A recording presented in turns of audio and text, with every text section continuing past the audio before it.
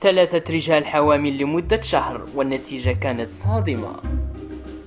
أراد 3 رجال أن يخوضوا تجربة الحمل لمدة شهر كامل عن طريق ارتداء بدلة وزنها 15 كيلوغراما، وذلك للشعور بالمعاناة التي تتحملها المرأة عند حملها، وخاصة في شهرها التاسع، وذلك ليكون بمثابة تكريم لأمهاتهم بعيد الأم. وأكدت صحيفة دايلي ميل البريطانية أن جيسون براملي وستيف هانسون وجوني اكتشفوا معاناة الأم الحامل في شهرها التاسع عن طريق تلك التجربة. فلقد بقي الثلاثة يرتدون هذه البدلة عند الذهاب إلى أعمالهم ونواديهم، ثم قرروا أن يؤلفوا كتابا يشرحون به معاناة الأمهات أثناء الحمل، وسوف يطلقون عليه اسم كتاب الأم. فلقد قال أحدهم إن التحديات التي تواجه الأمهات يوميا كثيرة، ومنها ارتداء الجوارب.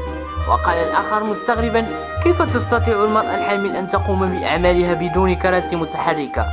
وهذا كله يوضح لنا المعاناة الكبيرة والجهود الكبيرة التي تبذلها الأمهات في وقت الحمل.